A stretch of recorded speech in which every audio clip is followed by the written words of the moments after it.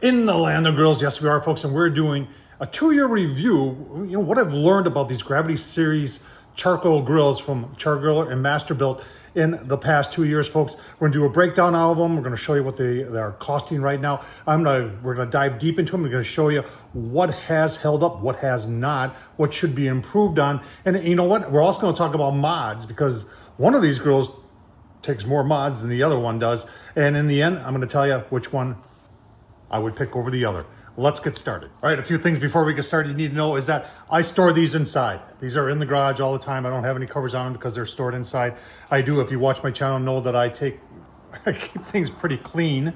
And I have a tendency to do a fair amount of modifications. So you're gonna see some stuff today that may not be available because I only did it and I did it once. Also, another thing, when this first all started off, these two companies were separate. Now they're owned by the same company. So Chargriller, Masterbuilt, and Kamado Joe are all owned by the same company. So there's not a whole lot of competition back and forth, and that's why we haven't seen a whole lot of, we've seen more improvements and accessories available for the Masterbuilt than we have with the Chargriller. But I tell you what, they both work well. Can they cook food? I guess that's what you need to ask yourself. They both cook well, and they both smoke, and they both do low and slow very well. There is a difference though when it comes to hot and fast, and let's take a look at that first. So you're saying, Tom, why would you bring up the hot and fast thing right off the bat? Well, that's the beauty of these grills as compared to a pellet grill, is that these things can go from low and slow to hot and fast really quick.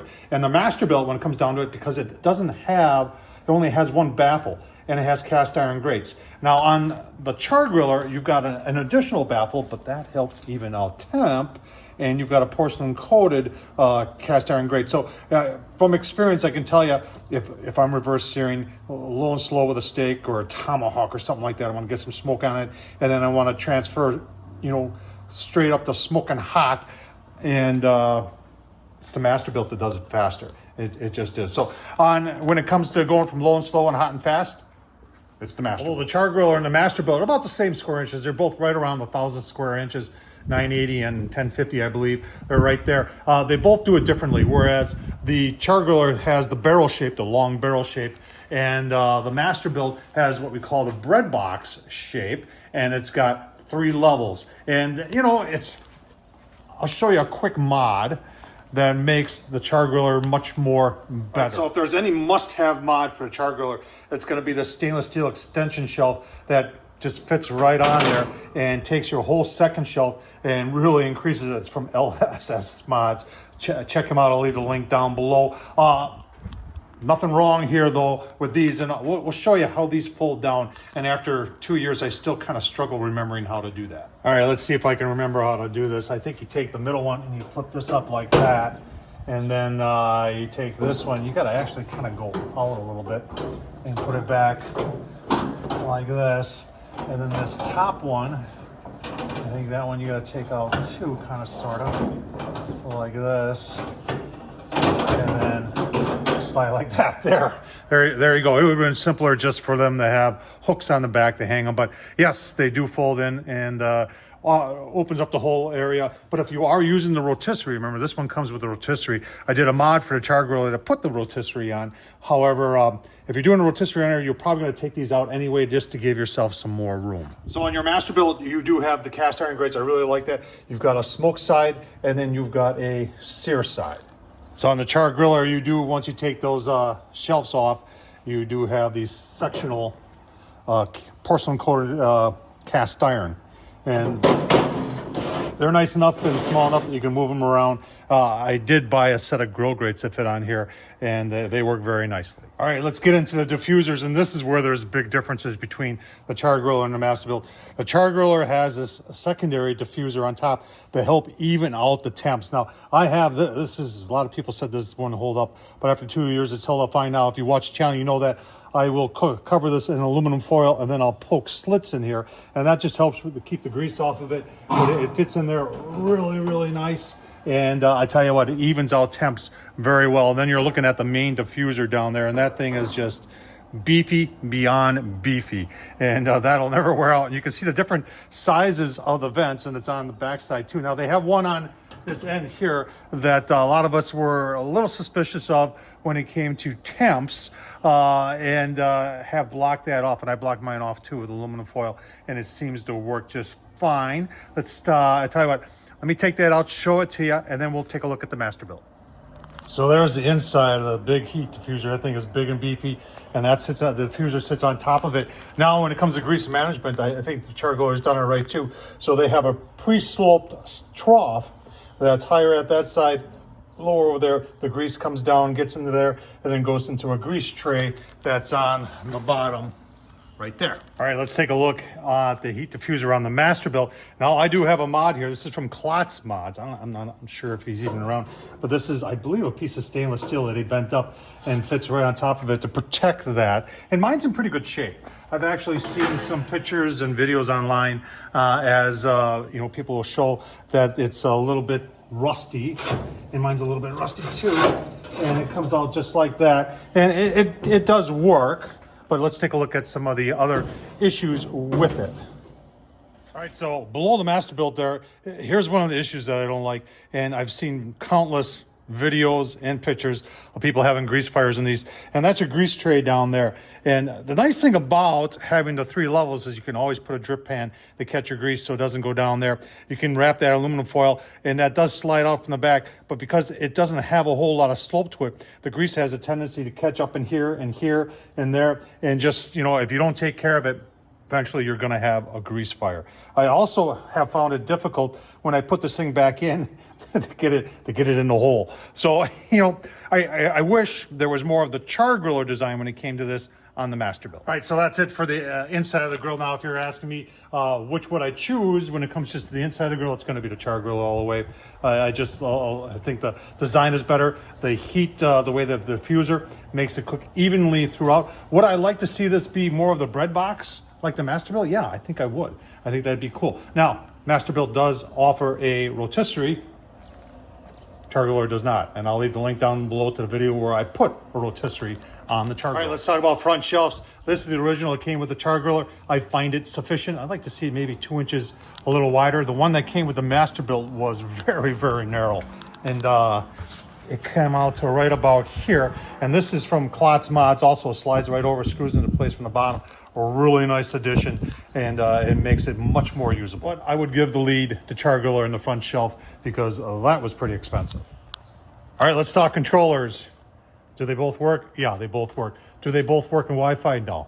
No, they don't work very well. They both work on 2.4 gigahertz only, and they're difficult to use, so I don't use them. I believe I did videos and showing people how to hook up both of them, and they both were difficult. So if you're buying them for the Wi-Fi, folks, neither one of them, in my opinion, works very well. All right, let's talk the rolling carts. Without a doubt, the Masterbuilt is more stout.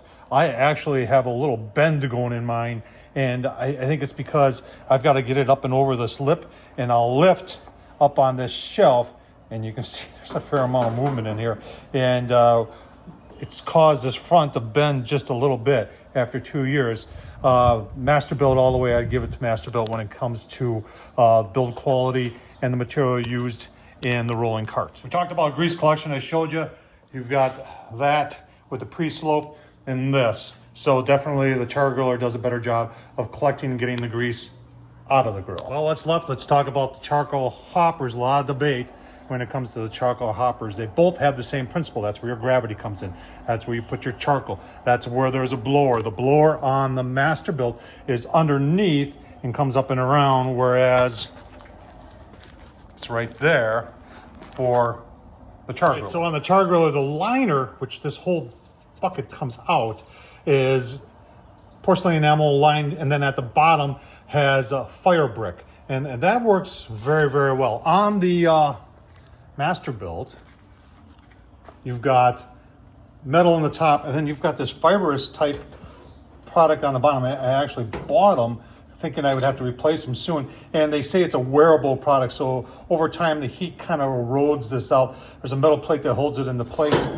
That's that, and that goes right away, and then you're left with this. And I would like to, you know, when it comes down to that, I think a lot of people spend a lot of money on the mods whether it's from LSS Mods or Klotz Mods, to put a stainless steel liner in your Masterbuilt, and you don't need to do that with the Chargriller. So when it comes to that part of it, definitely the Chargriller. All right, so that's your charcoal grade on the Masterbuilt. I did upgrade, and I don't know if this is from Klotz Mods or LSS Mods, but it's a one piece, and it comes down, and it protects in there the flapper to keep any sort of ash that would fall down into your ashtray. So I like the updated one on there. I think it works very, very well. The one that came with it, well, after about 6 months, was starting to burn through. That came with the Masterbuilt, and then since then, I believe they have updated that. So that's your charcoal grade, burn grade on the Chargriller, and you can see that that's thick, and that little holder there, that's where you put your starters.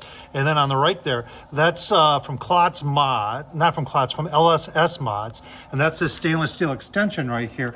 And this just moves the fan and the flapper back so you don't have any issues. Now, I think a lot of it goes around the height of the ashtray, and that people don't clean out their ashtray after each time. And if you, for instance, if you were to use the ashtray like this and then put a split in there to get some extra smoke, it puts that fire up a little bit higher and potentially would affect that flapper. Now, Chargriller did come up with an improved silicone flapper that's a little bit thicker.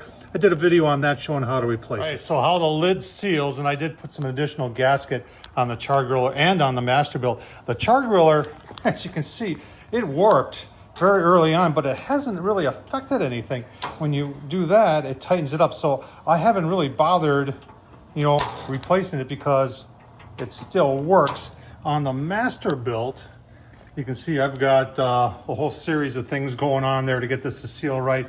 Plus, I believe Klotz Mods provided this one, and this goes down on that, and you can see how the paint has poured creosote on the top. It's one of two, and then I've had to make multiple adjustments to this latch to get a latch right. When it comes down to it, they both don't seal up perfect, but if anything, I believe the Chargriller seals up a little bit better than the Masterbuilt does. So on the Chargriller, you just have one slider to pull out to get it going.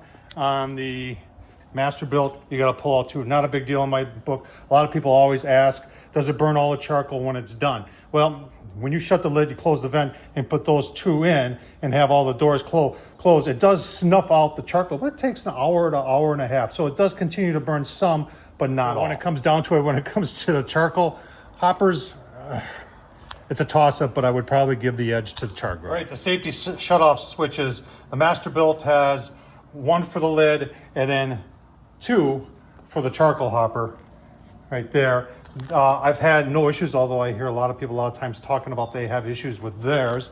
Chargriller's got two, nothing for the lid, but just one down there and then one right here, and I've had no issues with those either. All right, let's talk about temp control on both these grills. Now, if you look at the red box design, you would think that this would be hands down winner because it's more vertical than the Chargriller. But folks, I put these temp lid gauges on, and it blows my mind how accurate this grill is. In fact, I did some spatchcock chicken on here a couple weeks ago, and I had a brand new product from Inkbird, and I had an ambient temp probe from Inkbird in here. And many times during the cook, that number was 225, that was 225, that was 225, and the Inkbird was 225, and it was set at 225. So when it comes down to it, this thing holds temp and does a very, very nice job. Nothing wrong with the Masterbuilt. Masterbuilt holds temp good, but definitely better on the Chargriller. All right, let's talk prices. The Masterbuilt on Amazon is currently going for 900 bucks. All right, let's take a look at the price on the Chargriller. Now, this is not on Amazon, at Lowe's, and it normally is going for 800 bucks, so 100 bucks cheaper than the Masterbuilt, but right now it's on sale for 700, so it's $200 less than the Masterbuilt. I think that's a pretty good deal. So if you want one like mine, Menards, if you are available to Menards in your area, $661, that's after their 11% discount. So that's even a better deal. Well, in the end, which one would I pick? There's a lot of that I like on both these grills. I wish I could take the best from both and combine it into one, because I think that would be awesome. They make an awesome gravity grill. Folks, I'm a little disappointed. I'd love to see Weber get into this market, but there's some patents being held on these products right now that they can't reproduce. So which one would I go for? After all this time, folks, I still go with the Chargriller. From the price point, build quality. Yeah, there's some problems with it. don't disagree with you on that. But I just think if you want one of these two, in my opinion, I'd go with the Chargriller. Which one would you go with? Let me know down in the comments. Tom Horsman at YouTube. Thumbs up, leave a comment, and as always, folks, I appreciate you watching.